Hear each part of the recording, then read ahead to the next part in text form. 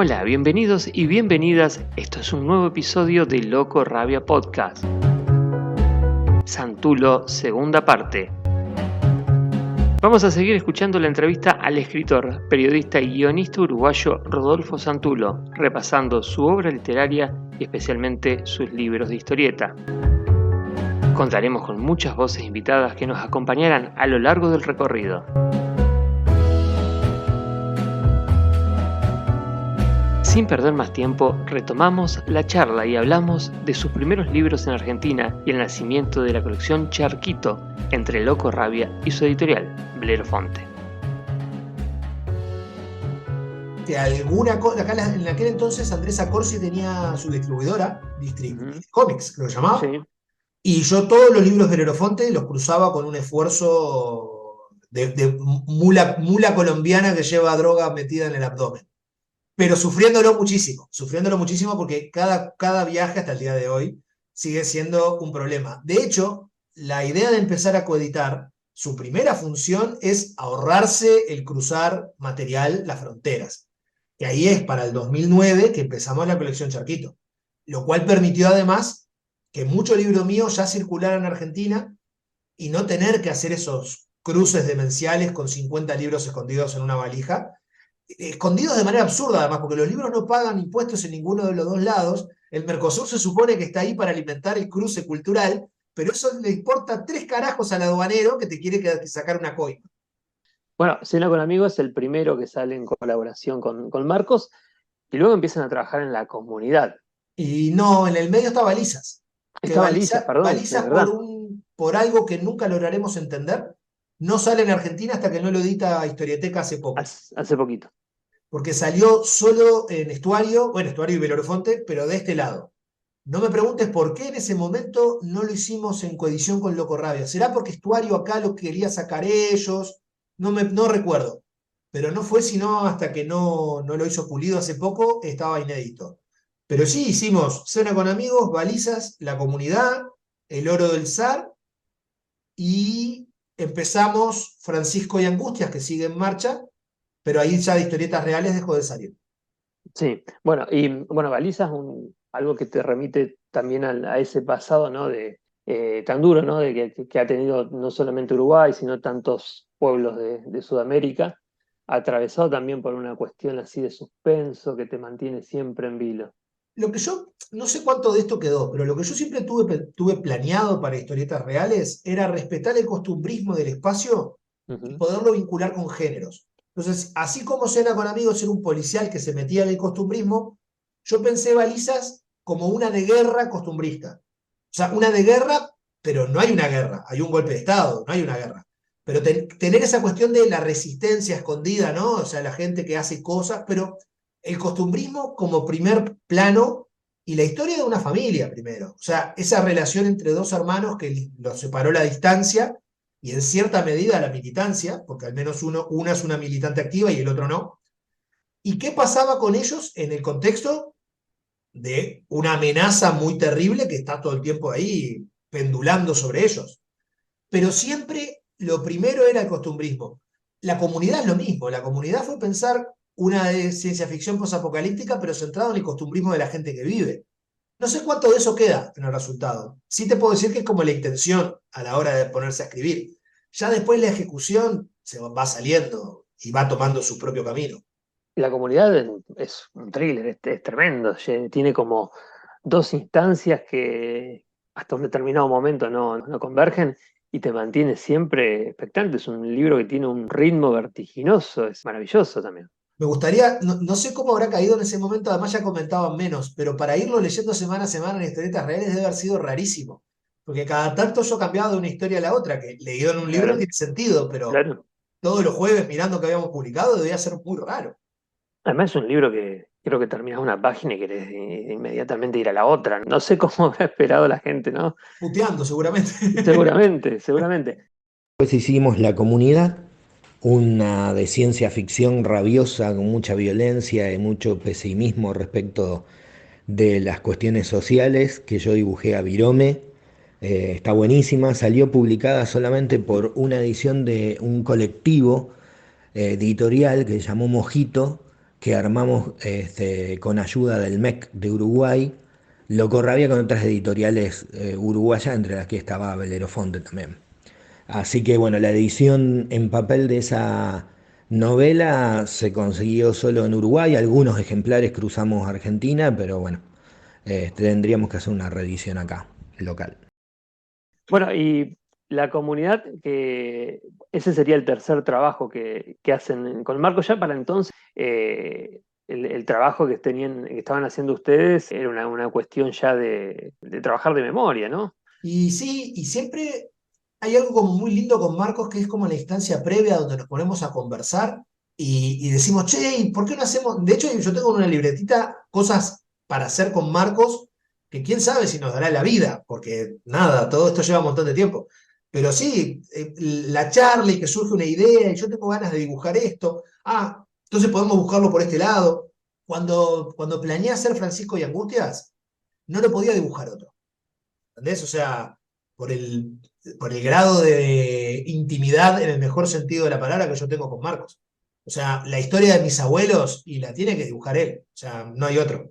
Y recién decías, el oro del zar, pero también está Animales, que Animales Sí, porque, claro, pero salió eso ya serializada. no lo había contado porque ya no es en historietas reales. En Claro. ¿qué año? Vaya uno a saber. En la revista Lento de acá, de acá Ujú. de Uruguay, en un momento dado empezaron a publicar historietas y me invitan a mí y yo hago 3 libros en Lento. Hago Animales y primera edición con Marcos y hago Salvo con Alejandro Rodríguez Huele. Y era todo también un capitulito por mes y lo estuve haciendo como por 4 años en total. El primero es Animales, que hacemos para Lento con Marcos. Entre medio de eso, con Rodolfo empezamos a hacer otras publicaciones para otros medios, algunas historietas cortas, como la que hicimos para Historietas por la Identidad, el proyecto de Abuelas de Plaza de Mayo, y nos dio una satisfacción bárbara. Y son 2 páginas nada más, pero tuvieron un derrotero muy lindo con una muestra itinerante. Y después hicimos, por ejemplo, para la revista Lento de Uruguay, una novela gráfica que se llama Animales, que se consigue también en papel y que fue saliendo en la revista por capítulos y cuenta la historia de un centro habitacional en donde hay varias familias, cada una tiene su mascota y cada una de las mascotas va disparando una historia diferente. Está re linda esa novela. Ahí está reflejado un poco también la vida de Rodolfo, porque los protagonistas, los que van llevando el hilo conductor, son una especie de Rodolfo con Victoria y Bruno, el primer hijo de Rodolfo. Animales es lo más cerca a algo autobiográfico que te puedo decir que hice, porque la familia protagonista de Animales soy yo, mi mujer, mi hijo, y no aparece mi hija porque cuando lo empiezo a escribir Victoria está embarazada, entonces el personaje femenino está embarazado. Y todo lo que meto ahí son anécdotas de mascotas que o me pasaron a mí o conozco a quien le pasó, y el chiste es que cada apartamento del complejo tiene una mascota distinta. Bueno, el oro del zar, ahí te atreves con algo que atraviesa lo histórico, ¿no? En este caso ahí ponías lo histórico en juego. Sí, y me saco las ganas de contar una aventura clásica total. O Ujú. sea, el comandante se llama Strogoff. O sea, ¿qué más te puedo decir? No, no, no. Ahí sí, ahí la idea del costumbrismo que se mezcla con los géneros, nada, las pelotas. El Oro del Zar es una de aventuras que la idea era que el viaje empiece y vos no pares nunca el vértigo. De hecho, nunca se ve el tren parado. Ujú, es verdad. Eso fue una cosa como que hablamos con Marcos, y cuando te dicen, no, porque paramos en tal estación, es entre capítulo y capítulo. Vos lo que ves, el tren siempre está en movimiento, nunca lo ves detenido.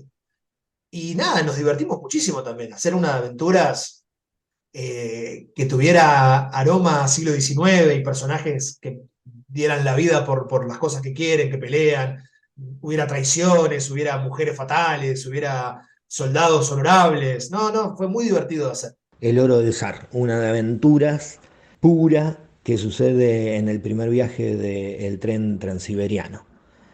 Nos divertimos muchísimo haciendo esa novela y también tiene su edición con Locorrabia y con Belerofonte. Y hablando de colaboraciones con Marco, bueno, en digital también estás haciendo ahí con Pictus una historieta para chicos. Sí, Eh, estamos haciendo, podría decirte que es como el primo juvenil de Loro del Zar, porque hasta hay rusos pelados también. Se llama Criptozoólogos y es como, nada, un grupo de especialistas en esto, en esa rama de fantasciencia que es la criptozoología, que es el estudio de los animales fantásticos, que empiezan a descubrir como mucha agitación en esos animales y se van moviendo por todo el globo viendo qué es lo que está pasando. Eso estamos a un par de capítulos de terminarlo, sale publicado en la revista digital de Pictus y supongo yo que en el correr de este año estará pronto también, hacia fines de año. Muy divertida sobre justamente un grupo de criptozoólogos que anda cazando monstruos por el mundo, que la hacemos por entregas para la revista Tripio, que es una revista digital infanto-juvenil que saca la editorial Pictus. En el sitio de Pictus la pueden encontrar. Y también para el público infanto-juvenil hacemos ya desde hace varios años una página que se llama Detective Gráfico, que actualmente sale en un diario uruguayo que se llama Gigantes, que también nos divierte muchísimo hacerlo. Eso, cada mes el diario nos avisa sobre qué tema van a hacer en la publicación. Entonces Rodolfo me tira una idea y lo charlamos, yo le digo cómo lo puedo encarar desde el dibujo y bueno, es un juego para nosotros mismos, es un juego para los lectores y para nosotros mismos también. Ver cómo podemos hacer para que no sea imposible de descubrir, pero tampoco sea muy fácil. Está muy, muy divertido hacerlo. Y si volvemos un tiempito atrás, también hay otra colaboración con Marcos, que fue el Aquí mismo 2 de Santa Fe el Invencible. El Alquimismo 2, sí, que ese en realidad tuvo tanto tropezón por el camino que yo ni lo recuerdo. En el medio me divorcié, para que veas qué tropezones había por el camino que no necesariamente son relacionados al libro. Ahí incluso no lo iba a dibujar Marcos, lo iba a dibujar Esteban Tolj. Esteban Tolj, no me acuerdo por qué, al final no lo agarra. Marcos se suma. Yo tenía un guión pronto. José Hugo Goicoechea, el historiador, me hace una serie de notas que me hacen escribirlo de nuevo.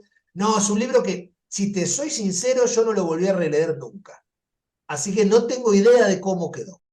A esta altura, después de tantos años trabajando juntos y tantas obras hechas en conjunto, con Rodolfo trabajar es un placer total, nos divertimos muchísimo, gozamos mucho de ver cómo él me va tirando ideas y yo si puedo aportar algo desde el punto de vista del dibujo, por ahí me agarra la locura de bibliotecario, me pongo a investigar y le digo, mirá, encontré este dato y a él ya ese dato que yo le tiro, él ya lo transforma en algo que sirve para la historia, lo mete y se vuelve algo más rico todavía. La verdad que nos divertimos muchísimo. Así que me pone re feliz ver cómo su laburo está siendo reconocido en todos lados, no solo acá en Argentina, en Uruguay, en España, en todo el mundo. Sus historietas están saliendo en un montón de países. Su labor como escritor de narrativa también súper reconocido, premiado, editado por editoriales importantes. Eso me llena de felicidad porque Rodo se lo merece, no solo porque es muy capo como guionista, sino porque además es un tipazo y que no pierde la pasión a la hora de encarar una historia. ¿Viste? Vos ves que se entusiasma como un chico cuando tiene algo para contar. Y bueno, eso me parece que es esencial a la hora de lograr esa conexión con el público. Él lo tiene. Así que bueno, y contento de ser su amigo. Ahora nos vimos hace poquito, fui a Montevideo Comics y estuvimos ahí compartiendo con la familia. Bueno, es una pena que estemos tan lejos, pero por suerte tenemos el privilegio de poder viajar y vernos bastante seguido. Vamos a pasar a hablar de tus colaboraciones con otros dibujantes. Recién lo Dale. habíamos nombrado al principio, después lo dejamos con 40 cajones, pero volviste con Hawk en Loco Rabia. Tenés una saga hermosa que se llama Ladrones y Mazmorra. Tenés también Reflejo, una historia de ciencia ficción, policial futurista. Pero no solamente termina ahí, ¿no? Porque con Hawk tienen muchas colaboraciones en otras editoriales. Sí, también tenemos Berlín, que ¿Mm? llevamos 4 de los 5 libros que va a conformar, que va a ser, calculo yo, nuestra colaboración más extensa. Tenemos un libro por la mitad que se llama Fletero, que empezó a salir en la En Fierro la Fierro. Digital y Ujú. luego lo tuvimos que parar porque dejó de salir Fierro Digital primero y ahora Hawk está trabajando para Image, entonces estamos como en un momento de pausa. ¿Qué más? ¿Qué más tenemos? Hola, ¿qué tal? Bueno, yo soy Hawk, soy un dibujante de acá de Buenos Aires y bueno, socio creativo de Rodolfo con muchos emprendimientos desde hace muchos años. Por ejemplo, con 40 cajones, que empezó como una propuesta digital gracias a él que me convenció y fuimos avanzando sin saber si se podía terminar el libro o no y bueno, finalmente la plataforma que nos había contratado se pudo completar el contenido. Después, por ejemplo, con Zombikingos empezó la cuestión casi como una broma va, broma viene y terminó siendo otro contenido que también se está publicando en diferentes idiomas. Así que, bueno, también, bueno, sagas como Ladrones y Mazmorras, que tiene varios tomos, que bueno, se fue publicando también en distintos idiomas. Y así vamos avanzando. Lo que pasa es que con Rodolfo, si bien hicimos mucho material juntos, que es un gran gusto y un placer, porque además la forma de escribir de Rodolfo es muy directa. Esto los dibujantes que trabajan con él lo conocen bien porque va al hueso con lo que es la parte técnica del guión y es muy sencillo de comprender. Él entiende el lenguaje visual, no hace falta que yo lo diga, también trabaja para cine y para tele. Así que para nosotros la tarea es muy sencilla. Y bueno, con Rodolfo, como les decía, en una cena pueden salir 7 8 libros, así que si bien tenemos mucho recorrido por atrás, también tenemos muchos planes para el futuro. Así que bueno, les dejo un beso grande y nos estamos viendo en cualquier momento. Hicimos alguna otra cosa más cortita, pero algunas historietas sueltas que salieron publicadas en el libro aquel de Hawk, que se llama Los Condenados. Sí, Las cosas que hicimos cortitas están incluidas que ahí también. editó G-Comic. Y Exacto. bueno, reflejo una historieta futurista, un thriller, un policial. Con Hawk te diría que las dos grandes, hay como tres géneros que es donde más transitamos, que es el terror, primero que nada, la fantasía, que la pata de fantasía heroica también es como importante, y la ciencia ficción. Son como los tres géneros donde nosotros más nos entendemos y donde continuamente tenemos nada. Con Hawk hay mucha ida y vuelta, porque Hawk además es un gran guionista, por mucho que él te lo niegue.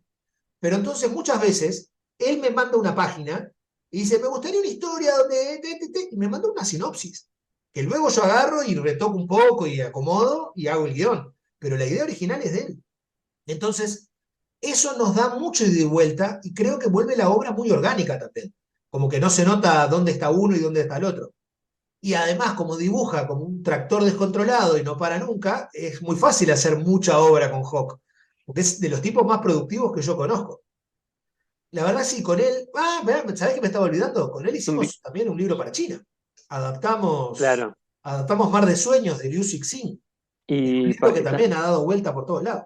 ¿y no hicieron Zumbikingo también? Hicimos Son Vikingos también, ¿ves? Hago Claro. demasiado con Hawk. Sí, Es sí, sí. imposible de llevar el apunte. Bueno, reflejo entonces, la idea surge de él, La idea de Hawk. surge de él. Él tenía ganas de hacer algo de ciencia ficción en una especie de contexto medio Blade Runner, pero en el medio yo meto un policial, ¿no? O sea, ¿por qué a mí me abrís la puerta y con qué entro yo? Con un policial. Y se manejó, aparte la idea, yo tenía como esa primera imagen de alguien que sueña que comete un crimen y se despierta Ujú. y el crimen es real, que no estoy seguro de dónde lo saqué, pero estoy seguro que lo vi en alguna película o una cosa así. No te puedo decir de dónde, pero lo tengo en la memoria de que lo debo haber visto.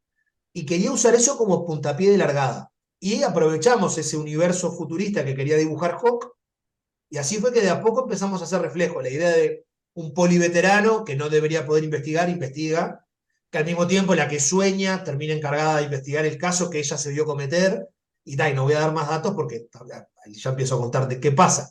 Pero sí, la idea era como usar muchos tópicos de la ciencia ficción o del policial y divertirnos, ¿no? Porque me parece que en esencia siempre es eso, hacer algo que sea muy divertido de hacer para que sea divertido de leer.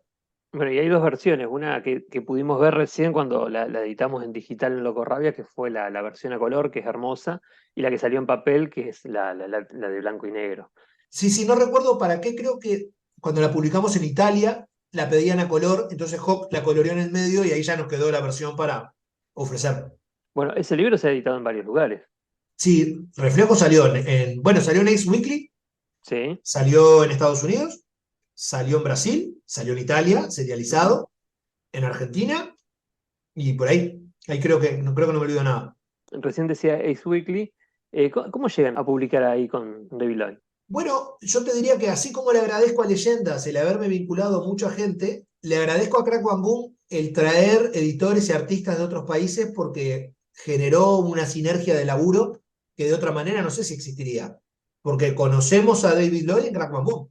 A few words about Crack Bamboo. Well, it looks like a very busy, successful convention. Lots of people here. Lots of nice people wanting sketches.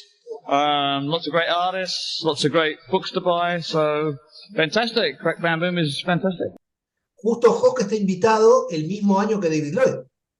Y compartiendo un desayuno le muestra una carpeta y Lloyd lo invita a participar en la revista.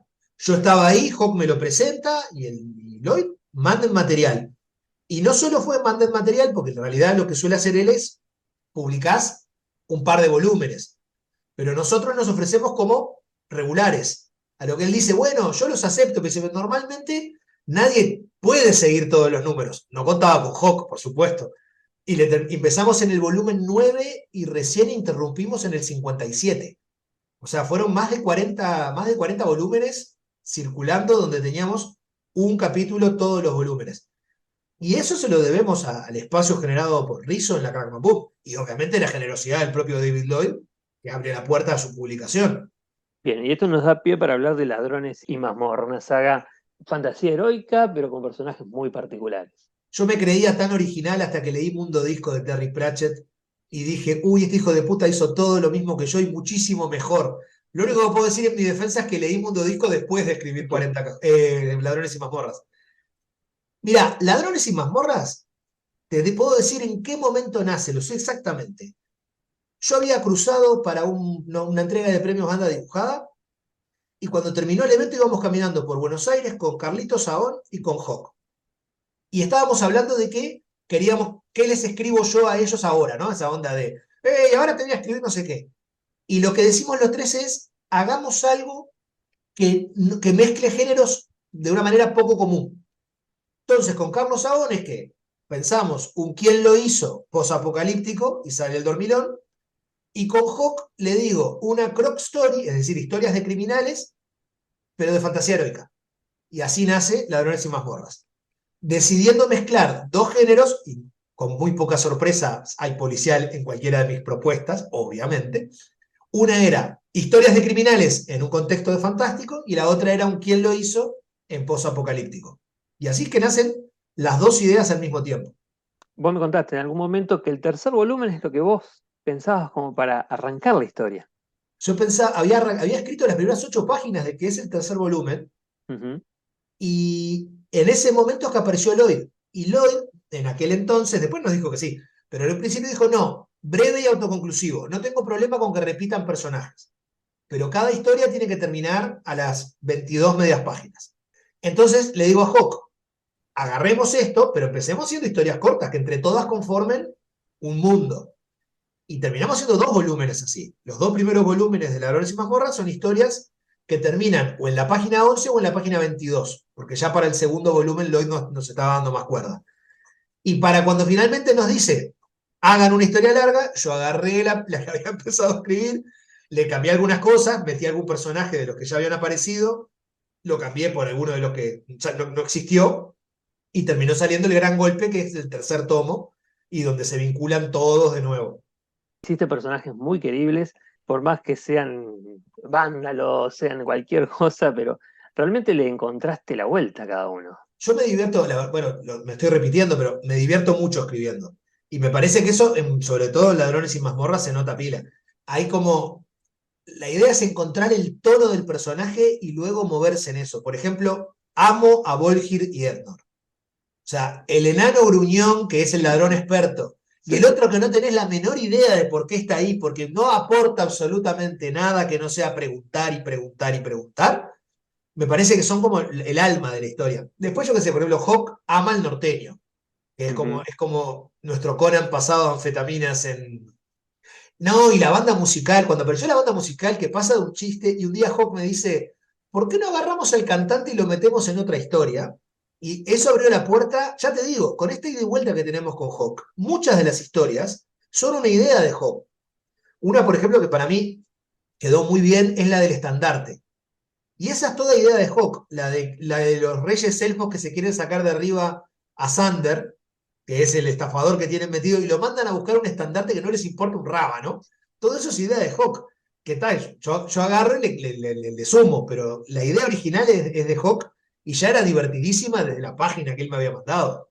¿Podemos decir que está terminado ya Ladrones Mazmorras o no? Bueno, no porque tenemos un cuarto volumen en marcha, que es Bien, una aventura con el norteño en solitario, que sería el norteño en otro reino, no en un reino de los que hemos visto acá. De acá que se puede hacer, quién sabe. ya sería un libro largo, no de historia corta. Claro, sería como el tercero, pero Ujú. con una aventura con el único personaje reconocible de antes, el norteño. Quién sabe, todavía no tengo escrito el arranque, capaz que después aparece alguno de los otros, pero por ahora la idea es esa, el norteño yendo a hacer otra cosa a otro lado. Y ese estaría también ofrecido a Ace Weekly. ¿O Sí, todavía no? sí, sí, sí. Igual, mirá, Ace Weekly primero tenemos que terminar Merlín, que Ujú. es lo que si hay algo que tenemos así como el péndulo sobre la cabeza, es eso, porque tenemos 4 libros de 5, ¿entendés? Hay que sacarse el quinto de una vez. Quinto que yo tengo la sinopsis completa, solo tengo que ponerme a escribir página 1, cuadro 1 y sale. Tendríamos que terminar el fletero, que llegamos a la mitad del libro, y ahí le daríamos la luz verde al norteño. Pero bueno, como se abre una puerta en algún lado que nos da luz verde para alguno, y ese es el que tiene prioridad. Hola, mi nombre es Dante Ginebra, soy dibujante y amigo de Rodolfo desde hace ya muchos años, allá por el 2000, y nos conocimos en una situación muy particular, una anécdota muy inolvidable, que seguramente Rodolfo se la acuerda también como yo, en un viaje bastante alucinante que hicimos con la productora para Rosario en tren al evento Leyendas que se hacía en el lugar donde ahora se hace el Crack Bamboo. Así que fue un viaje constitutivo de nuestra amistad y por suerte siguió creciendo. Eh, y bueno, con Rodolfo hicimos varios proyectos y entre ellos, bueno, encaramos la tarea de publicar una serie en la revista Fierro, en la segunda etapa de la revista en papel. Tuvimos la suerte de que nos dieran el lugar y gracias a Lautaro Ortiz y obviamente a Juan Sasturain que se abrieron a que nosotros podamos hacer una serie que al principio iba a ser una serie policial, medio grotesco y, y semi-histórica en un Buenos Aires del 55, y eso fue derivando entre charlas con Rodolfo en lo que terminó siendo Malandras, que fue una historia que supo tejer Rodolfo de una manera bastante magistral. Y bueno, con esa historia después salió publicada en libros, acá gracias a Historieteca Editorial y después por afuera, por otros lados, también en Brasil, Francia. Pero bueno, por suerte tuvimos buena recepción de ese trabajo, estamos muy contentos con eso. Y a partir de ahí, después que terminamos esa serie en la revista Fierro, surgió la posibilidad de seguir con otra y bueno, Rodolfo me propuso hacer Tacuara, la historia sobre el movimiento, que me pareció muy buena idea también para seguir con lo histórico, ya no tan grotesco y un poquito más documental, pero bueno, la idea era meternos en ese barro. Finalmente la hicimos y quedó bastante redonda, quedó muy redonda la historia y se transformará en libro muy pronto también por Historieteca. Así que más allá de esos trabajos publicados, con Rodolfo tenemos un vínculo eh, muy bueno y muy cariñoso. Así que espero solamente que siga creciendo y que que el tiempo nos siga dando oportunidad para seguir trabajando juntos porque es un genio y yo lo quiero mucho. Le mando un abrazo grande y gracias por dejarme participar. Recién lo nombrabas a Carlitos Aón, otro de los grandes dibujantes con los que estás colaborando. Hace muy poquito se reeditó El Dormilón, que es un libro fantástico. Contanos, bueno, de Carlos, ¿cómo es tu relación con él? Yo a Carlos es uno de los que conozco en aquel primer viaje a Leyendas, allá en el año 2000. Nos hacemos amigos muy rápidamente por compartir pasión por videojuegos y series. Y me habían pasado 15 años y nunca habíamos hecho nada juntos. Era como absurdo. Y ese es en esa charla que te cuento, de que estamos caminando de noche y tenemos que hacer algo juntos. Y bueno, vamos a hacer un policial de quién lo hizo, pero en un contexto posapocalíptico. Y así es que arranca El Dormilón. Hola, mi nombre es Carlos Ahom, soy dibujante, historietista. Con Rodolfo somos amigos desde hace muchos años, más de 20, y trabajamos juntos desde hace 10 años aproximadamente. No tenemos una producción muy grande, pero de a poco vamos sumando. Ya tenemos un libro, unos cuentos sueltos que salieron en La Fierro y 2 libros en proceso. El primer trabajo que hicimos juntos fue El Dormilón y nació una vez que estábamos charlando y se nos ocurrió, bueno, vamos a mezclar géneros que habitualmente no se tocan, no se mezclan. Se nos ocurrió hacer algo de género, digamos, ciencia ficción, post-apocalíptica mezclada con un misterio de cuarto cerrado, con un policial, al estilo Agatha Christie. El libro primero salió en episodios en el e-cine en forma digital de Loco Rabia y después a los 2 años, aproximadamente año y medio, salió publicado por la misma editorial y una coedición con Belerofonte. Y hablando de libros que han tenido un recorrido, el del Dormilón es impresionante, la verdad. Porque se ha publicado en Francia, en China, ahora sale en Brasil, salió en una edición que nadie vio en Estados Unidos, pero bueno, salió en Chile hace nada. O sea, me parece que es un libro que ha tenido como un recorrido muy, muy exitoso. Y yo es un libro que aprecio muchísimo, me parece que es de los mejores trabajos que yo he escrito. En gran parte porque el dibujo de Carlitos es formidable. Y además este gran reconocimiento, ¿no?, de estar nominado en Angoulême. Sí, ¿Qué más no, podés pedir? bueno, son esas cosas que vos me planteo yo a mis 20 años, cuando empiezo a escribir historietas y que iba a estar en Angoulême con un libro en competencia y me empiezo a reír, o sea, ¿de qué me estás hablando? Es un delirio. Y sin embargo se dio, en parte también se dio porque yo creo que en estos 20 años que llevo haciendo historieta, más de 20 ya, el mundo se ha hecho más chico y tenés más posibilidades de mostrar el material y que te publiquen en otros lados. No sé, mucho ayudó Tomás Dassans con la editorial que él armó en Francia. Sí, sí, sí, el Dormilón, bueno, el Dormilón sigue, vive y lucha porque tenemos una segunda parte en marcha, que Sí. supongo yo que ya lo sabías, pero bueno, Sí, eso iba a ser para me adelanto. avanzar ahora. Pero no, primero vamos a ver del 1, ¿no? Porque después nos vas a contar algo del 2. Pero la estética, ¿quién se le ocurrió la estética? ¿Fue una decisión 100% de Carlitos? ¿Lo hablaron?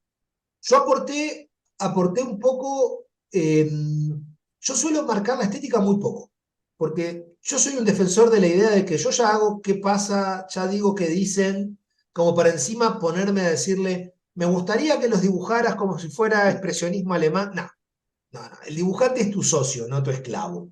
Entonces, la estética yo creo que marqué cuando les puse Mad Maxes a los de afuera. Entonces ya, Claro, haberlo bautizado así, un ya poco está. tiene que haber marcado como los dibuja Carlos.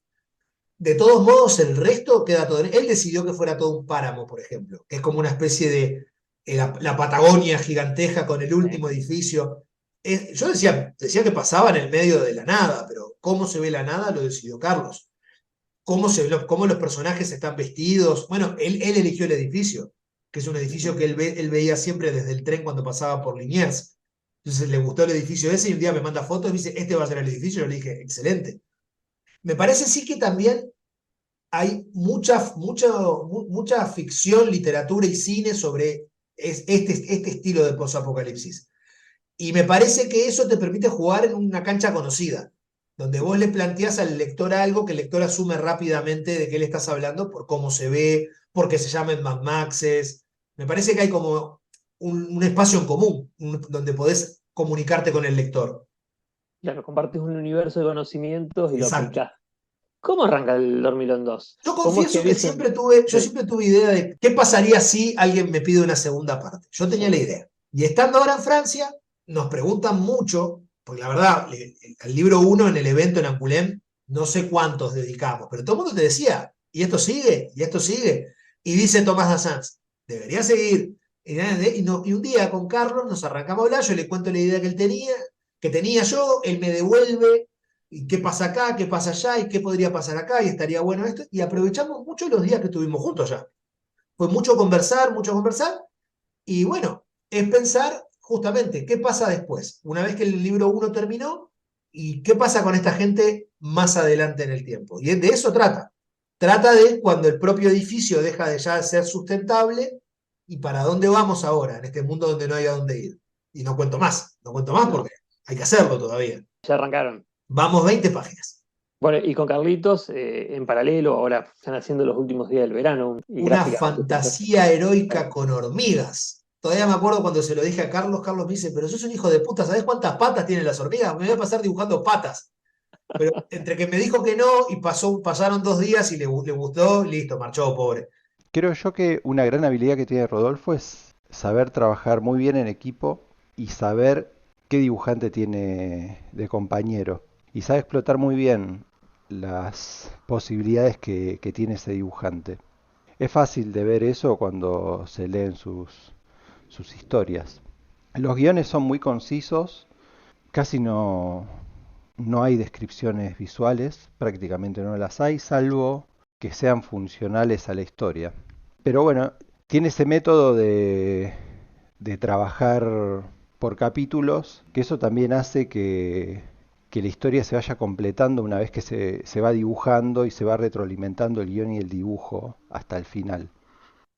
Para las hormigas, ese es uno que además se fue estirando. Hay veces que yo tengo muy claro cuánto va a durar y otras a medida que voy escribiendo me doy cuenta de que necesito más aire. Y este pasó de un libro de unas 80 páginas a que va a terminar en un libro de 120, 130. Lo cual ha hecho que, nada, va saliendo a medida que vamos pudiendo. Ahora justamente Carlos me contaba que había avanzado un par de páginas más. Eventualmente se va a terminar. La carrera de historietista siempre es una maratón, nunca son 100 metros llanos. Entonces es cuestión de ir con paciencia y cada tanto otra página y así vas avanzando.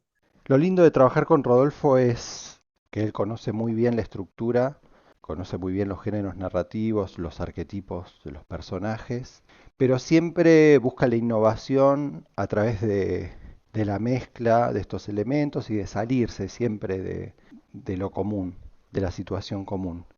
En el caso del dormilón, por ejemplo, hicimos un experimento donde él ya sabía quién era el asesino, pero yo no.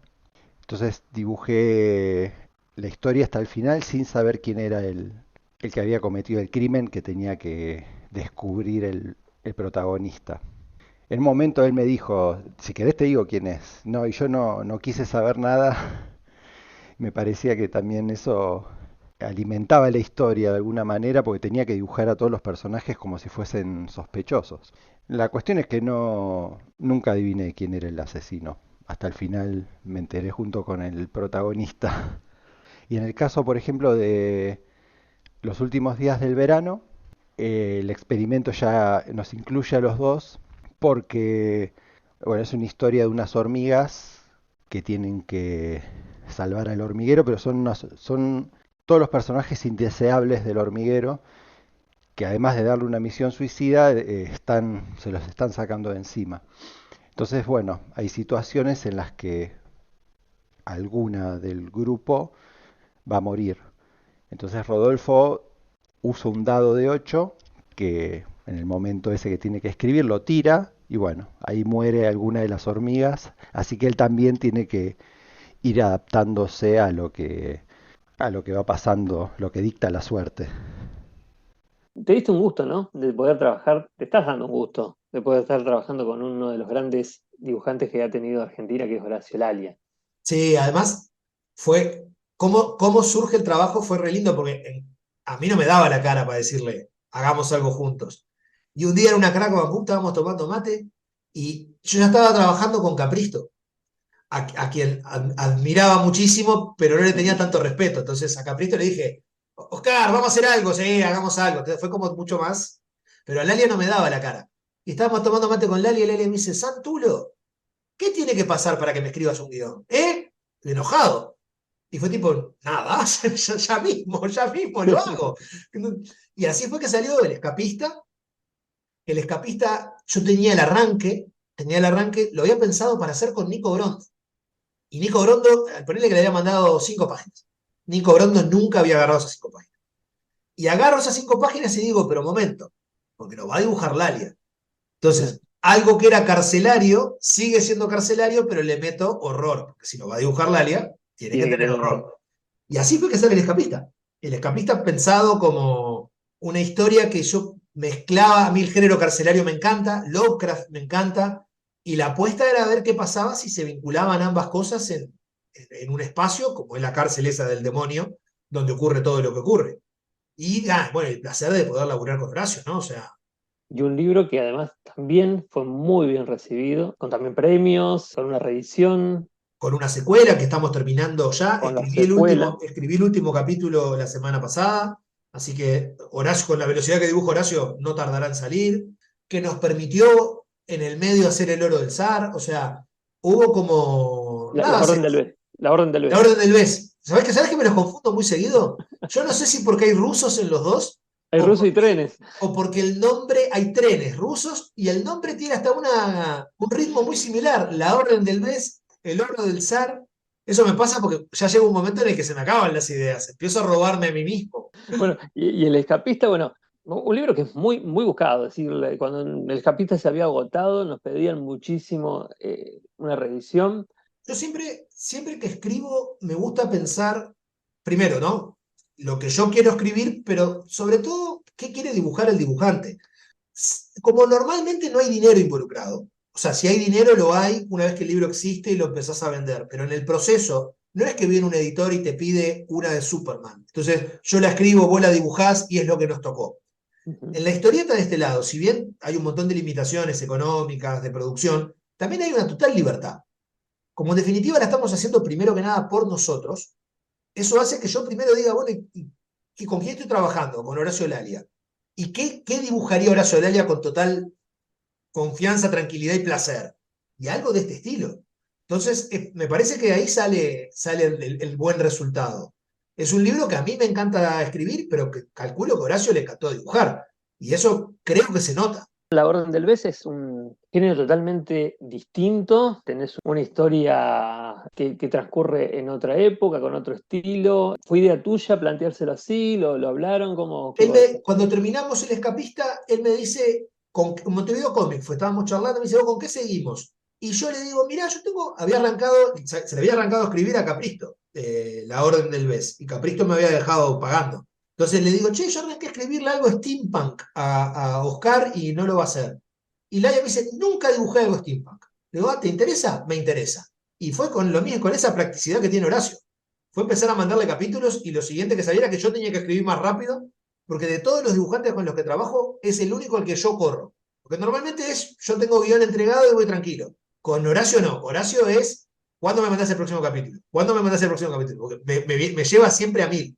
Y así fue que también la sacamos en el ICINE de Loco Rabia y creo que también le fue bastante bien. Me parece que la temática es un poco más de menos impacto, si querés. Porque es una aventura más clásica, con esa cuestión medio ucrónica de lo que sería el régimen zarista transformado en autómatas y la revolución de octubre llevada a una revolución humana contra... Me parece que no es tan franco y directo como es El Escapista, pero también le fue bien, ha salido a todos lados. Hola, mi nombre es Leo Cabrera, soy editor en Los Aspirantes Ediciones. El año pasado tuvimos la suerte de poder contar con una obra maravillosa como es La Orden del Bes, con guión de Rodolfo Santulio y los dibujos del maestro Horacio Lalia. Para nosotros haber podido contar poder contar con esa obra, hablando en presente, fue como empezar a jugar en primera. Si bien nosotros venimos publicando grandes autores, muchos de nuestros libros son en coedición, y largarnos en una aventura tan grande como La Orden del Bes, con dos autores inmensos, fue para nosotros muy importante y muy satisfactoria la respuesta de la gente.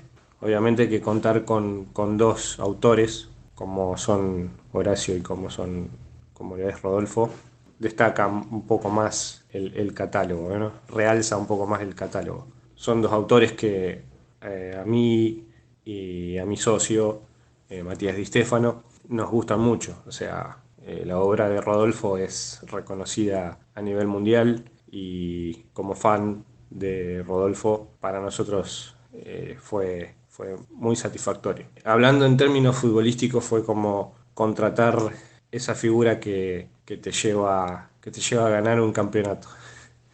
Y la verdad que más allá de eso, tener la suerte de poder conocerlo a Rodolfo personalmente, conocer no solamente su obra, sino su persona, la verdad que complementa todo lo que es como artista. Es una gran persona, fue muy amable en el momento de que nosotros le propusimos editar esa obra, y siempre está abierto a que nosotros podamos editarle alguna otra obra, que no faltará mucho para que eso suceda. Así que, bueno, es un enorme honor, un gran orgullo poder contar con una obra de Rodolfo y de Horacio, sobre todo. En el design hay un montón de cosas y hay cosas que están ahí pendientes que en cualquier momento llegan al papel, quizás la más próxima que está ahí, que es Dios y el Diablo, esta historia bárbara que hiciste con Germán Genga, que es Nunca, increíble. viste que vos me preguntabas por mi apellido al principio, yo nunca sé si es Genga o si es Shenga. Sí, Genga o Yenga. Y Lo lo peor podemos de decir todo, dos veces. estuve con él en Rosario el año pasado y no se me ocurrió preguntarle. Fue Germán, ¿cómo te va? Y era la chance, era el momento. Bueno, mirá, Dios y el Diablo es de los guiones de los que yo, creo que te lo conté alguna vez, es de los guiones Ujú. que yo quedé más satisfecho. Y no solo por el laburo espectacular que hizo Germán, que me parece que Germán es un dibujante con una impronta personal, propia, Sí. es brutal el trabajo de él.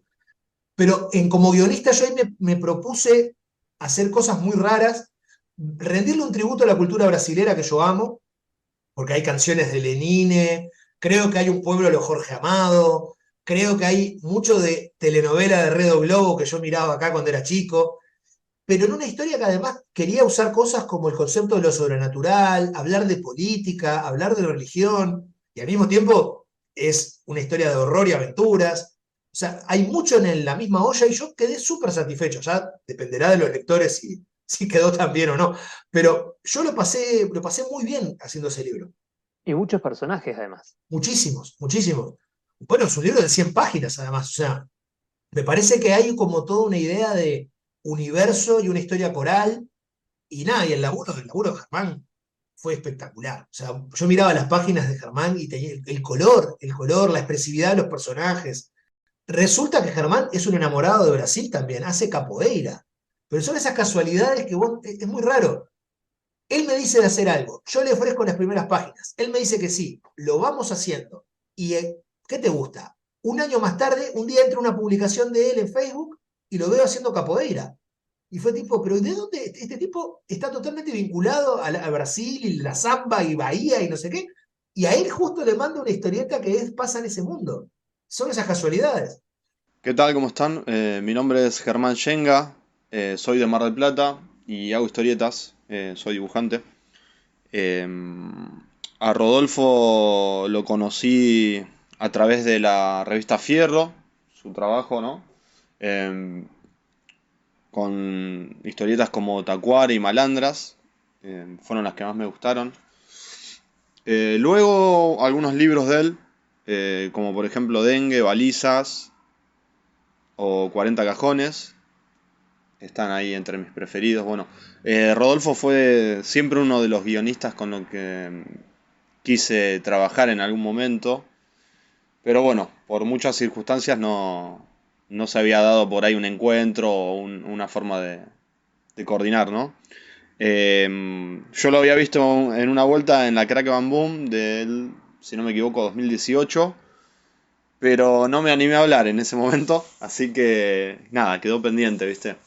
Eh, lo que hice fue ese mismo año escribirle a través de Facebook, de las redes, y mostrarle algunos laburos que yo había hecho, algunas páginas de historieta ya dibujadas. Por suerte, bueno, le gustó y ahí nomás comenzamos a hablar sobre una futura historieta, un futuro proyecto. Me habló de una historieta situada, digamos, la historia en Brasil, en la primera mitad del siglo XX, en los años 30. Y todos los ingredientes que tenía, bueno, me interesaban. A mí me encanta la cultura brasilera y a Rodolfo también. Y bueno, ahí tuvimos como una muy buena química, digamos.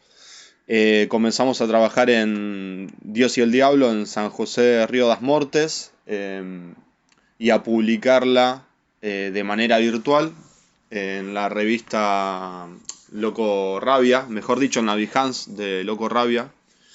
Así que estuvo muy bueno, fue una experiencia genial poder darle esa periodicidad al laburo, ¿no? El año pasado la terminamos y este año comenzamos a laburar en un nuevo libro que se llama Moró, que también tiene ingredientes que me encantan, que son los piratas, los mutantes. Bueno, está inspirada la historia en la isla del Doctor Moró. Así que nada, me encanta cómo va y también el desafío de haberla comenzado de otra forma, que digamos en una técnica diferente. Dios y el Diablo fue toda trabajada de manera digital en la compu y esta es como todo lo contrario, laburándola en papel, acuarelas, pinceles, lápices, o sea, otra historia y otra forma de encararla, así que con mucha alegría de poder estar laburando con Rodolfo eh, en este nuevo libro. La verdad que una alegría enorme. ¿Y es la primera vez que escribís sobre algún entramado político? ¿O ya habías Y hecho algo? tan francamente yo creo que sí, porque la Orden del Mes tiene algo de Sí, política, pero me más parece histórico, ¿no? que en cierto modo también Merlín, sobre todo ahora Merlín cuando aparecen los Pendragón, que todavía no salió en español eso, pero aparece Uther Pendragón y los hermanos y todo, y ahí hay política medio en el contexto de cada tanto tomamos un castillo y lo prendemos fuego. Entonces, no es tanto una parte política, sino más una batalla por el poder político. Pero creo que con la complejidad, por así decir, de Dios y el Diablo, no. Lo situás en un lugar de Brasil, eh, que a mí también, si bien después vamos a hablar de esto, me trazó un paralelo, ¿sabes con qué? Con la teoría de los vidrios rotos, porque lo ubicás en un pueblo bien en la frontera, también muy cerca de otra cultura, y no sé por qué algo me ¿Sabes hizo en qué esa... me parece a mí? No es que no lo había pensado hasta ahora, pero la lógica del pueblo chico con sus propias reglas, Ujú, me parece sí, que eso tienen en común y funciona sí, muy bien. Es sí, un sí, universo delimitado. Vos te planteás, estas son las reglas de este pueblo y en eso te vas moviendo. Entonces, también un poco tiene eso de códigos muy reconocibles para el lector. Entonces yo te lo planteo así y vos toda historia de pueblo chico, infierno grande, te ayuda a moverte en los parámetros que estamos planteando. claro, de conocer esas miserias, de haberlas visto, de saber historias y no tenés más que extrapolarlas. Exacto, todo resulta familiar. Es que hay toda una discusión a la hora de escribir y el uso del cliché. La Ujú. idea o sea, la figura del cliché existe porque es algo muchas veces hecho y por tanto muy reconocible. Una referencia. Pero cuando funciona, Ujú, no te hace ruido. claro. Entonces, ahí está bien usado. El problema es que el cliché tiene muy mala fama, pero tiene mala fama porque normalmente el cliché mal usado hace ruido. Entonces, si en un misterio policial el asesino es el mayordomo, es un cliché que se ha vuelto un chiste, a pesar de que no hay ninguna ficción donde el asesino sea el mayordomo. Creo que podés repasar toda la literatura policial y una vez el asesino fue el mayordomo, pero no importa. Cuando vos haces del recurso algo fácil y reconocible, y es un cliché y es peyorativo. Ahora, cuando funciona bien, es eso, coordenadas de reconocimiento para el lector. Y mientras esperamos a Dios y el Diablo en papel, que ojalá llegue pronto, con Germán estás haciendo también otra cosa espectacular en Con la revista Germán nos digital. metimos, empezamos, esa es la de siempre, bueno, ¿con qué querés seguir?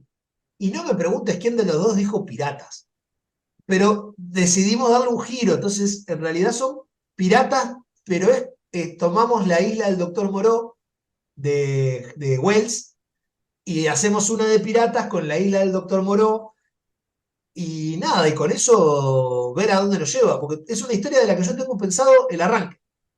A diferencia de otras historias, no sé muy bien para dónde va a seguir. Tengo pantallazos, digamos. Tengo una idea de que va a pasar esto y en algún momento va a pasar esto otro y va a aparecer este personaje y va a pasar esto otro, pero no tengo muy claro qué va a ocurrir. Sí me parece que voy a jugar mucho en espejo con la novela de Wells, incluso el recuerdo que tengo de la novela, ni siquiera me la voy a releer. Me voy a quedar con lo que yo me acuerdo, Con la que es mi idea. novela favorita de Wells, además, dicho sea de paso, y jugar con eso, lo que me acuerdo de la novela, que sea como un diálogo con la historieta. Bueno, ahí hay una historia que hiciste con Pablo Burman y una que estás haciendo ahora. Una es Los Aventureros del Aire, ¿sí? Sí, Que esa ya tiene sus añitos ya que terminó de publicarse. hace dos casi, creo. Creo que sí, ¿no? Hace 2 años. Y esa también ha Eh, sido víctima de la falta de papel, Ujú. porque también tiene un contrato, al menos de palabra, confirmado con una editorial, cuyo nombre no diré para no andar comprometiendo a nadie, pero que quedó a la espera de que se acomodara todo. Y empezamos otra, en este caso metiéndonos los dos en una zona nueva, que es una historia del Japón feudal, y es un chambara de samuráis. A ver cómo nos sale. 4 guerreros. Cuatro guerreros, exactamente. Que por lo pronto, también con Pablo yo disfruto mucho de laburar, me parece que tiene un arte muy expresivo y que me sorprende a mí como lector. Yo le mando los guiones y miro lo que él hace y es tipo asombroso por dónde va y que me desafía como guionista también, porque me hace escribir guiones de una manera que normalmente yo no escribo, buscando un juego con su dibujo. Entonces eso también está bueno no estar siempre en una zona de confort a la hora de escribir.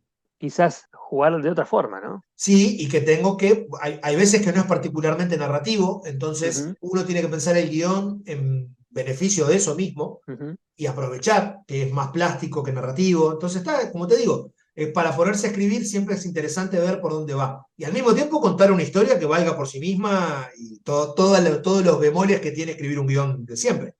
Buenas, buenas. Me presento. Yo soy Pablo Burman, dibujante, historietista, pintor, etcétera. Todo lo que tenga que ver con la imagen. Y específicamente estoy acá para contar, bueno, que soy quien dibuja hasta el momento 2 historias escritas por Rodolfo Santulo. Los Aventureros del Aire, ya publicada y completa en el e-cine de Locorrabia entre el 2017 y el 2020, y Cuatro Guerreros, historieta que se está publicando por ahora todos los viernes, también el e-cine de Locorrabia.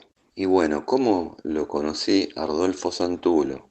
Él formaba parte del jurado de el segundo concurso que organizó allá en Uruguay su editorial Grupo Belerofonte junto a la editorial Nueve Grullas. Y estaba conformado un jurado entre grandes figuras del medio y nos dio la alegría al guionista Cristian Blasco y a mí, que trabajamos juntos en un libro durante todo el 2015, nos dio la alegría, decía, de ganar el primer premio, y justamente el premio consistía en la publicación de dicho libro.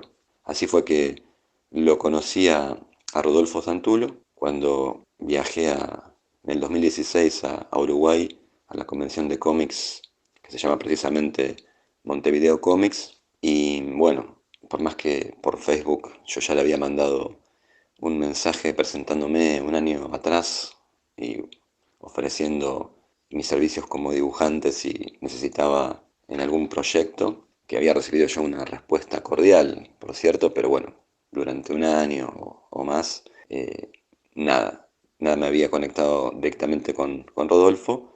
Esa fue la primera vez que, bueno, charlamos más largo y tendido. Le llevé otras publicaciones mías, diferentes fotos de trabajos y, bueno, charlamos un poco más.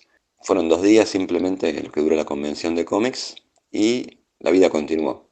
Y bueno, pasó como un año más y ahí apareció un mensaje de Rodolfo que decía algo así, palabras más, palabras menos, como que me respondía tardíamente el ofrecimiento a mi mensaje y que bueno, había pensado en una historia que podía ir bien con mi estilo, que me parecía, si estaba de acuerdo, podía publicarse en Locorrabia a razón de una página por semana. Y eso, bueno, fue cerca del 2017, fines del 2016 me parece. Así que bueno, así fue como empezamos a trabajar con Rodolfo en esta historia que tiene, bueno, para quien no la conoce, tiene sobre todo un trasfondo de ciencia ficción relacionado con la ecología, bueno, en un sentido que ya casi no es de anticipación, sino trágicamente nos está mostrando a dónde vamos el mundo y lo que estamos haciendo los seres humanos, hacia dónde vamos.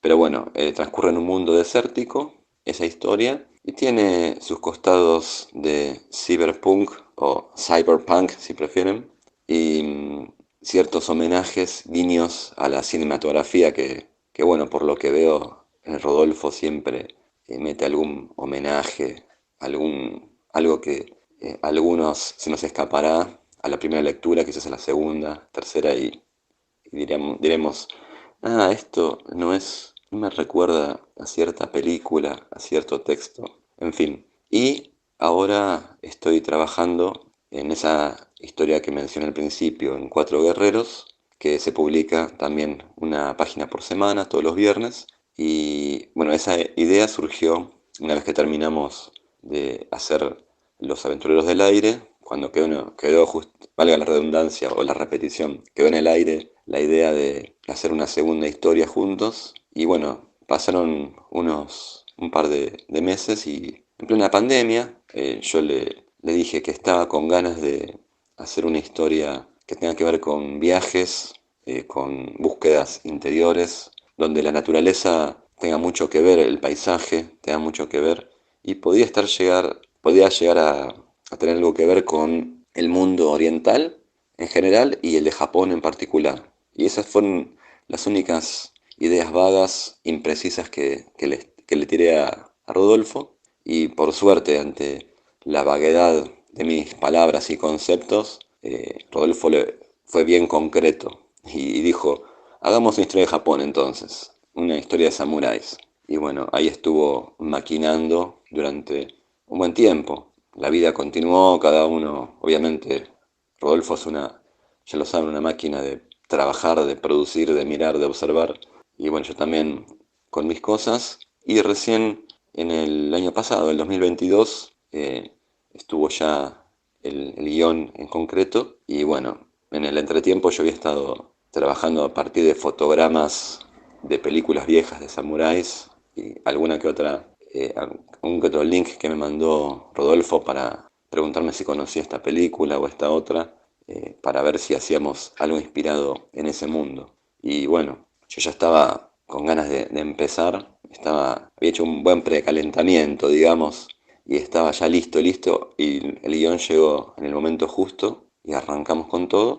Y la verdad que es una enseñanza, aparte de un placer, dibujar los guiones de Rodolfo, porque uno los disfruta no solamente como un trabajo, entre comillas. Bueno, sí, es un trabajo, pero quiero decir, es algo que fluye. Y además es un aprendizaje sobre cómo debe ser un guión. Y uno se va dando cuenta cuando, por ejemplo, se oculta información, cuando se revela, en qué momento de la página.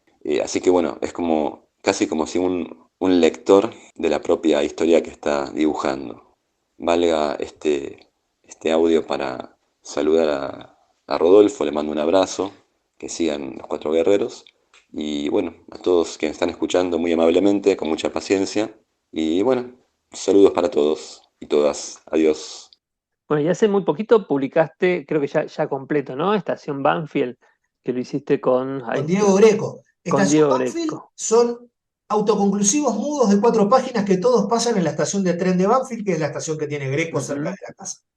Le acabo de mandar otra, porque la idea Así de que nosotros sigue, bien. es cada tanto, a mí se me ocurre una, que en 4 páginas empiece y termine, que no tenga diálogos, yo se lo mando y Diego cuando tiene un rato lo hace y Marquitos lo sube al cine.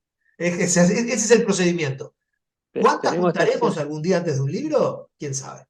bueno, pero tenemos estación Banfield para rato entonces. Y yo creo que sí, vamos, ahora le mandé la cuarta. Ponele que para que sea un libro tendríamos que hacer como 20, así que imagínate que falta un montón.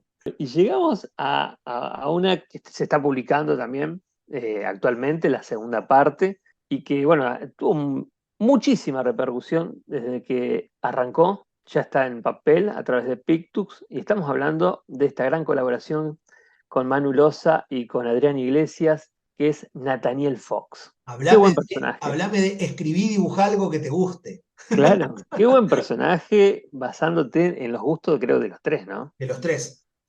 Yo no conocía al Santa, lo conocí por intermedio de Manu, que Manu dijo, a mí no me va a dar para hacer también el color, invitemos al Santa que le va a volver loco esto. Y dicho y hecho, los tres somos enfermos. De hecho, los tres tenemos un grupo de WhatsApp que se llama Nathaniel Fox, donde no hablamos nunca de Nathaniel Fox, o sí, pero en realidad el grupo es vi tal película y nos colgamos horas hablando en los horarios más disímiles, porque el Santa vive en Barcelona, entonces hay una diferencia horaria que hace que el grupo se reactive a altas horas de la madrugada. No, bueno, Nathaniel Fox es placer hecho historieta, o sea, nosotros disfrutamos muchísimo la historia que estamos contando, amamos ese personaje y el universo que se construyó alrededor, nos permite jugar con Indiana Jones, King Kong, los nazis malos, los Tugs, los estranguladores de Cali, o sea, ahora en la siguiente historia, la Tierra Hueca, con los hombres serpiente, o sea, es entrar a jugar con los muñequitos como cuando éramos niños, básicamente es eso, yo jugaba con los Playmobil, por ejemplo, cuando era chico, y me inventaba las películas de Sinbad de Harryhausen, donde y algunos se morían, y algunos yo hacía todo eso con los Playmobil. Ahora de viejo lo hago con Nathaniel Fox. Yo creo que la gran aceptación también viene por ese lado, ¿no? El hecho de que lo que a ustedes les gusta tanto también es del gusto de los lectores, ¿no? Una aventura clásica con un personaje que nos remite muchísimo al de Indiana y que tiene su propio universo y sus propias aventuras y además un ritmo frenético. Es como que le están dando todo al lector, ¿no? Disfruten. Para mí, ¿sabés lo que es? Además, yo creo que es muy sincero. Nos estamos dando nosotros esa historieta. Claro. O sea, si hay algo que no hay un ápice, es cinismo. En ningún momento nosotros pensamos, y esto va a funcionar bien. No, estamos contando la historia que nos gustaría leer de este género. Entonces, es un disfrute total ver las páginas que dibuja Manu cuando les encaja color el Santa. Yo me divierto muchísimo escribiéndolas. Hay mucha alegría involucrada en la creación de Nathaniel Fox. Me parece que eso se ve en el libro. Vos lees el libro y es como una aventura trepidante porque era lo que tenía que ser desde el momento que nos sentamos a hacerla. ¿Y la idea nace de tu parte o querían hacer algo ya con Manuel? Con Manuel veníamos desde que yo vi algunos dibujos de él en la revista Pancha, con X. Le escribí y le dije de hacer algo juntos. Él me dijo que sí, le mandó un guión, él colgó, la de siempre. Y de repente un día me dice, che, hagamos algo, y dice, pero, porque aparte, claro, lo primero que yo le había mandado, él había hecho un par de páginas, le habían interesado Pictus, y como que lo desbordó que todo era muy rápido. Entonces me dijo, no, hagámoslo al revés, vamos a hacer una historieta tranquilos, y después vemos qué pasa con la historieta. Y así fue que yo hablamos de qué queríamos hacer, y Indiana Jones arriba de la mesa, y yo siempre me gustó, desde que leí Sandokan en Los Dos Tigres, los estranguladores de Cali, me gustaba la idea de una aventura que pasara en la India. Metimos nazis, porque siempre es el villano por definición, y después empezamos a hacerla, nada más. O sea, creo que hicimos unos 2 capítulos hasta que se lo mostramos a Marcos, y Marcos dijo de empezarlo a publicar en el ICINE, de Locorrabia, y luego fue fluyendo. O sea, fue fluyendo que acá estamos. Nos llevó como 3 años hacerla, y ahora estamos como en el segundo año de la otra, y ya hay 30 páginas de la segunda aventura. Y hemos pensado hasta 5. ¿Quién te dice si nos da la vida, no? Pero hemos pensado hasta 5. Hola, mi nombre es Manu Loza, Yo trabajo con Rodolfo Santulo en los libros de Nathaniel Fox, que son unos libros de aventuras. Y bueno, ¿qué puedo contar de Rodolfo? Rodolfo es un tipo súper interesante, es una de las personas más leídas. Tiene una biblioteca y una filmoteca gigante en su cabeza y en los guiones pasa algo que es que cuando yo no sé si es que él se traba o que uno se traba como dibujante, también está el Santa como colorista, pero él de golpe empieza a hacer citas y te empieza a hablar de, y viste tal película, y viste qué linda que es esta película, y viste esto y lo otro, o te escribe los guiones y te pone, y este estaría bueno que sea tal actor ultra desconocido de una película de 1941 y que encima... Si querés te pasa el link para que te le descargues y resulta ser un peliculón y la pasaste re bien. Pero eso, un tipo con mucha info para dar, para compartir y con mucho diálogo. Eso es alucinante en este mundillo donde muchas veces el rol del guionista funciona como en vertical, como unidireccional. Tener un tipo que está tan dispuesto a que se sienta como un trabajo en equipo es una maravilla. Y aparte es un tipazo. Bueno, y no sé si es una primicia que estoy dando, pero sale publicado ahora en España en este segundo semestre. Espectacular. ¿Por qué editorial? Dolmen, los amigos que editaron Los Cazadores del Rey, van a cometer el error de repetir conmigo. Felicitación entonces, porque es una historieta que realmente creo que tiene un lenguaje universal. Yo creo que sí, al menos el editor de Dolmen piensa lo mismo. Por lo menos el editor de Dolmen piensa lo mismo. Bueno, y hay mucho otro trabajo que no hemos nombrado todavía, de otras editoriales como Pintamonos, que lo hiciste con Leo Sandler, Macklemore, que lo hiciste con Nico Brondo. Después tuviste colaboraciones en Morir a los 27, donde trabajaste con Belgradi, Sí. cosas que hiciste con Matías Vergara. Mucho material de Rodolfo Santulo dando vueltas. Bueno, que son 20 años escribiendo, ¿no? O sea, es simplemente también no haberse dedicado a otra cosa en todo este tiempo. Es mucho tiempo dedicándome a esto, la fortuna de un montón de dibujantes con los que ha sido un placer laburar, que si bien ha habido algunos libros más exitosos que otros, tampoco nunca me he dado los dientes contra el cordón de la vereda y, uy, este libro fue un redondo fracaso, entonces me parece que eso ayuda a que salgan más. No sé, creo que ha sido como siempre un libro ha llevado al otro y conocer a un dibujante ha abierto una puerta y sobre todo mantener muchos libros en proceso al mismo tiempo, porque no todos salen, no todos se terminan. Entonces, lograr tener 10 proyectos al mismo tiempo y asegura 3, 4 libros. Entonces, tratar de mantener ese ritmo es lo que también permite que que haya un grueso de obra. Y en lo que es ficción, Cazadores del Rey, quizás una de las obras que más satisfacciones te viene dando, ¿no? En lo que fue fuera de la historieta. Sí, y fue fuera del policial además, es muy raro. Y Porque fuera del policial. dentro de la narrativa yo tengo varias novelas publicadas, pero son todas de corte policial. Y la primera vez que me salgo de eso es con Los Cazadores del Rey, y habría que pensar si no tengo que mantenerme en este estilo, porque le fue bastante bien, sí. Sí, justamente Los Cazadores del Rey fue pensar que si yo en historieta no me mantenía tan fiel a un género, ¿por qué hacerlo en ficción, no? Si en definitiva podía probar otra cosa. Y tenía ahí una historia real que había descubierto en el Museo Bernardino Rivadavia, que es el primer hallazgo paleontológico de Latinoamérica, en el año 1789. Y esa carta que llegaba del rey Carlos III, que era una orden que quedaba ahí, pero yo me imaginé que alguien tenía que haber obedecido. Y esa novela que además, nada, resolver el destino de los personajes con un dado. O sea, fue pura diversión y dolores de cabeza por meterme en bailes como ese. Y terminó saliendo ese libro que me parece que, nada, le ha ido bien, sigue dando vueltas, lo disfruté muchísimo. No me voy a volver a meter en algo histórico por un tiempo, porque ahí toda la investigación la tiene que hacer uno y no ayudado por los dibujantes. Además, una investigación, para el que no lo leyó, que nos sumerge en un Argentina, Sí. hace ya... En el virreinato del Río de la Plata, no era Argentina todavía, más todavía atrás. no era Argentina, exacto. Pero es la zona de este lado, vendría a ser, ¿no? Es la provincia del Luján. Exacto, de esa zona.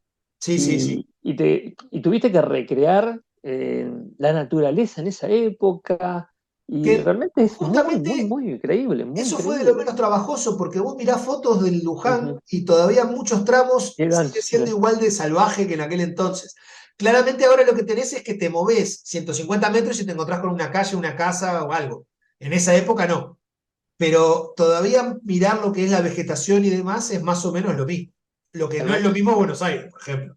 Que ir a sí, Buenos Aires de 1789 me dio unos cuantos dolores de cabeza. la relación además entre la política y la iglesia, la idiosincrasia de los pueblos en esa época, de las creencias, ¿no? De esas épocas. Bueno, la religión, meterme con protagonistas que son frailes dominicos, siendo yo un convencido ateo que no sabe un carajo de ellos, que ahí por suerte tuve mucha asesoría de frailes dominicos reales en la iglesia de los dominicos acá en Montevideo, que los fui a visitar, y un fray me recibió todo un día y me asesoró por completo. Yo creo que sin la participación de ese hombre, ese libro no hubiera tenido por lo menos el verosímil que tiene. Ahí sacaste a relucir también tu faceta periodística, ¿no? El hecho de tener que investigar para poder escribir. Y que me parece que cuando vos te propones un relato de cualquier tipo, Ujú. pero el verosímil siempre es imprescindible.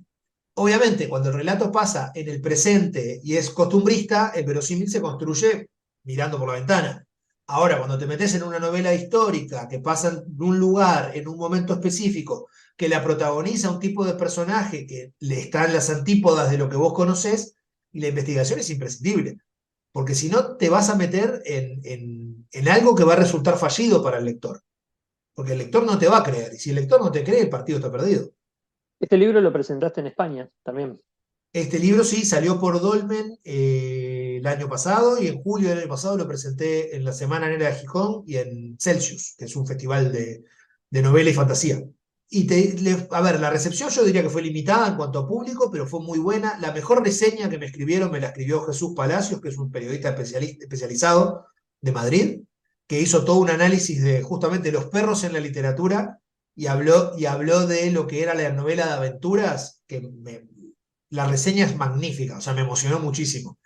Creo que además sirvió para ahora, para Nathaniel Fox. Me parece que no les resultó mal la experiencia porque la misma editorial Ujú. me pide una novela gráfica. Y ya me dijeron que la próxima novela que yo tenga de horror o aventuras también la quieren. Me parece entonces que no fue, mal no salió. Rodolfo, tema premios, muchos premios a lo largo de tu trayectoria. ¿Qué representan para vos? Alegrías, no cabe duda, pero también Ujú. son circunstancias. Yo creo que un premio, tanto si ganás un concurso o como en el caso de Crackman Boom, que resultás beneficiado por el voto de tus pares, son circunstanciales. O sea, me parece que ni ganar un premio te hace el mejor, ni perder el premio te hace el peor. Se dio que en ese momento el jurado eligió tu obra por encima de la de otros, o quedaste nominado y tus pares te votaron por encima de otro porque les gustó más tu libro de ese momento. Son súper gratos de ganar, por supuesto. Significan, en cuanto a la presencia pública, un aval que no es de despreciar, pero son circunstanciales. No son más que eso. O sea, no podría regir lo que uno escribe o deja de escribir. Uno tiene que escribir por otro motivo, no por un premio. El año pasado, el otro, estuviste con mucha promoción en la parte de cine. Vos ya habías hecho series, pero con la teoría de los vidrios rotos es como que también alcanzaste otro objetivo, ¿no? De hacer un guión y además trascender con ese guión, porque la obra fue muy conocida, estuvo mucho tiempo en cartelera. Sí, bueno, para hablar de premios, ganó un premio en Brasil, en el Festival de Gramado, que ganó el del público, que es como muy grato, porque te votó la Ujú. gente, ¿no? O sea, Claro. ganó el del jurado como mejor película latinoamericana, pero además ganó el del público, que quiere decir que el que la vio la disfrutó. Y me parece que la película en sí apuesta a eso, apuesta a una cuestión del cine como disfrute, lúdica, si querés. Es una comedia policial pensada para que uno se divierta. Acá tuvo mucho que ver que fue de los primeros estrenos cuando volvió a abrir el cine después de la pandemia. Entonces, para mí no es menor eso, que la gente que iba al cine quería escapismo, por así decir, y esta película lo tiene a paladas. Muy bien, 10:39 de la mañana. Vamos a hablar sobre esta película uruguaya que ha sido recientemente premiada en el Festival de Cine Internacional de Gramado, que fue elegida como el mejor largometraje extranjero y además elegida por el público. Estamos hablando de la película uruguaya que hoy estrena, La teoría de los vidrios rotos. Santa Marta Seguros, buenos días. Jefe, me mandó llamar. Como a Reynoso lo están jubilando, yo personalmente recomendé que le dieran el cargo a usted. ¿No sabías que ese puesto era mío? Ahora no me falle, Tapia, ¿eh? Aunque sea una zona de frontera, hay un montón de productores rurales, tenemos una buena cartera de clientes. Puede estar absolutamente tranquilo conmigo. Lo vamos a extrañar a Reynoso acá. Te voy a dar la habitación del... Puede estar una sola noche, así que está todo bien. ¿Una sola noche? Yo creo que la labor de Diego Fernández, el director, es muy enfocada en el resultado. Él quería una comedia y abrazó el género de comedia muy honestamente. Porque no se quedó acá, por ejemplo, en Uruguay, y también parte del cine de Argentina, tiene esa idea de la comedia chiquita, apagada, porque nosotros en Latinoamérica hacemos un tipo de cine que no es estridente. Y Diego no, Diego agarró y dijo, esto es una comedia donde el diputado tiene el pelo platinado, y la modista viene en una camiseta de leotardo. O sea, le subió el volumen a la comedia. Me parece que eso hace que sea una obra muy sincera y efectiva. Y sí, el público respondió estupendo, o sea, la verdad que sí. ¿Y tenés algún otro guión ya pensado para el cine? O... Varios, pero el cine, mirá, si la historieta lleva su tiempo, el cine ni te cuento.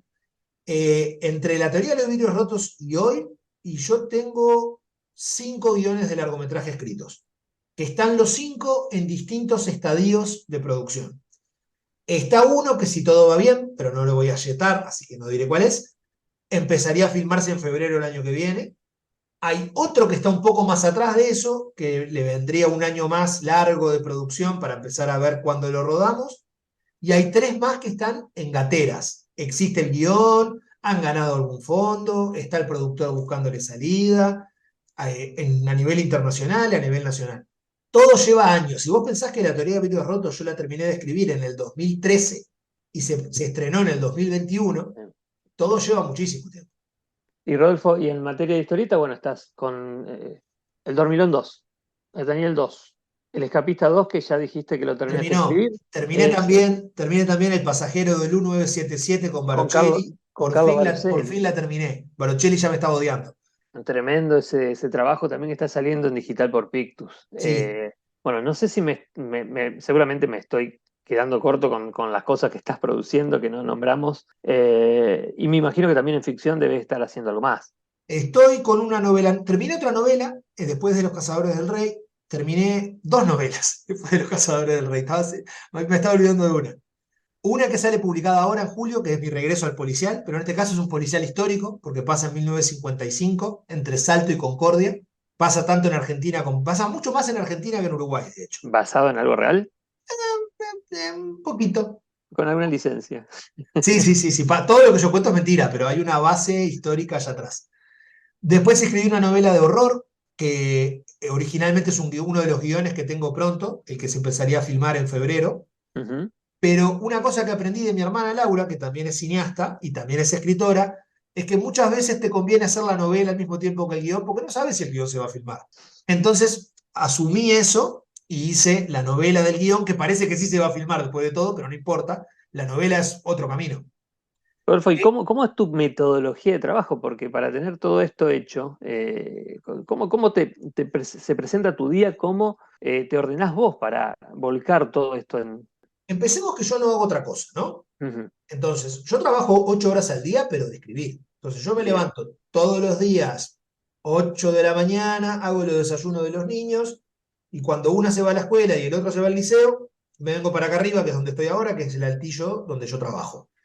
Y hasta las 5 de la tarde escribo. Tengo una libreta, que se la muestro a Ernesto, pero ustedes que están escuchando no van a poderlo ver, donde está anotado todo lo que yo tengo que ir avanzando. Entonces, por ejemplo, puede llegar a decir capítulo de novela. Y una vez que en la semana le pongo un tic, es que lo terminé. Lo mismo para todos los guiones. Cuando el dibujante me está alcanzando, tengo que escribir y avanzo. Las notas que tengo que entregar antes del jueves para la diaria, también. Corregir trabajos para la ORT, donde doy clases de guión, también. todo está en la libretita. Y yo cada día voy viendo qué tengo que hacer, y si tengo ganas de escribir guiones de historieta, empiezo por eso. Si no es una novela, es la novela. Si no tengo ganas de hacer nada creativo, la nota de prensa suele ser, o corregir, suelen ser cosas que también ocupan espacio. Y la idea es que por lo menos el día termine con 5 o 6 tildecitos. Autoimpones ciertos objetivos diarios. Claro, y una cosa que hago, que aprendí a hacer también, es cuando yo planeo una historia, por lo general me tomo la molestia de tomarme un rato, un día, y hago una sinopsis lo más completa que se me ocurre. O sea, no lo hice, por ejemplo, estábamos hablando de la que estoy haciendo ahora con Shenga, no lo hice. Pero 4 guerreros con Burman, sí. Va a pasar esto otro, este personaje busca esto, este personaje busca esto otro, y debería terminar así. Y eso es lo que está anotado. Entonces, cuando yo voy escribiendo, siempre vuelvo a esa hoja, le pego una releída y reengancho el guión que estoy escribiendo. O la novela que estoy escribiendo. O la película, porque también un tratamiento siempre es lo primero que se escribe en cine. De hecho, lo empecé a hacer cuando empecé a escribir cine. Eso me permite no perderme y poder dejar un guión trancado 2 meses, y cuando lo retomo, yo sé cómo sigue, si me tomé una sinopsis al principio. Hace que pueda seguir trabajando en muchas cosas al mismo tiempo, porque está todo planeado más o menos de antemano. Esto no quita que a veces escribiendo decido ir por otro camino, puede pasar, pero sí tengo una ruta trazada. Y bueno, y lo último que me gustaría contar, tal vez, es que más recientemente hemos empezado a trabajar algunas cosas juntos, yo también escribo, y eso ha sido como un regalo de la vida, muy entretenido, de inventar historias juntos para series, para películas, qué sé yo, cosas que todavía no han visto la luz, pero para nosotros ha sido la mar de entretenido construir, y bueno, y eso ha sido como ¿qué diré? Algo distinto, ver como a mi hermano, conocerlo en este otro sentido, inventando historias en común, pensando en común, debatiendo también de qué es lo que nos parece relevante a la hora de escribir, y bueno, y encontrando muchas coincidencias y muchas risas en ese camino de escribir en común. Bueno, esas son las cosas que puedo decir de mi hermano. Rodolfo, volvemos a 20 y pico de años atrás, cuando estabas en el teatro. Ok. ¿Te imaginabas que en algún momento ibas a dedicarte plenamente a esto o que lo ibas a alcanzar? No. Es raro porque vos me preguntás y yo planeaba esto, tampoco. Yo creo que yo fui viviendo como ahora un poco, yo voy día a día. Y sí, ahora yo creo que estoy en un estadio que me gustaría estar hasta morirme, que es el de vivir y de escribir. Pero cuando estaba en el teatro y era el técnico de tal obra a la mañana, tal obra a la tarde y tal obra a la noche, y me pasaba en el teatro y me juntaba con los amigos del teatro, y el día libre me quedaba en casa, y estaba bien, la vida estaba bien también. O sea, podía haberme jubilado de eso, que estaba todo bien y escribía en los ratos libres. No sé, creo que gran parte del asunto es también ir disfrutando lo que uno tiene en el momento que lo tiene. Saberlo disfrutar es parte fundamental. Te permite justamente que cuando las cosas buenas van llegando y se acomodan, las vas disfrutando. Yo llegué acá por eso, porque salió un trabajo que me permitió, luego ese trabajo se fue, pero apareció otra cosa que lo sustituyó. Cuando económicamente las cosas se pusieron un poco tensas, apareció el cine, que paga mucho más que cualquiera de las otras cosas. No sé, creo que en aquel entonces, cuando tenía 20 años y escribía los primeros guiones de historieta y había cuentos en la carpeta, lo hacía por las mismas razones que lo hago ahora, porque está buenísimo hacerlo y me divierto mucho. Obviamente, si uno puede ganarse la vida de hacer de lo que uno se divierte mucho, y el partido está ganado, obviamente. Pero no sé si había imaginado, voy a tener 43 años y voy a estar haciendo 5 o 6 libros de historieta al año, una novela y una película. No lo había pensado. Se fue dando y lo vengo disfrutando muchísimo y ojalá se siga dando. Si el día de mañana no sale más y tengo que ver si no trabajo de ferretero, y voy a encararlo con la misma gana que encaro escribir.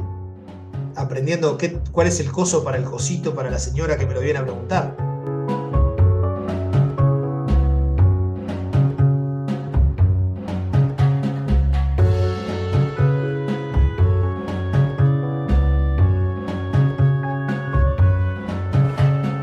Esto ha sido la segunda y última parte del episodio titulado Santulo, videoobra de un escritor y editor muy importante en nuestra editorial.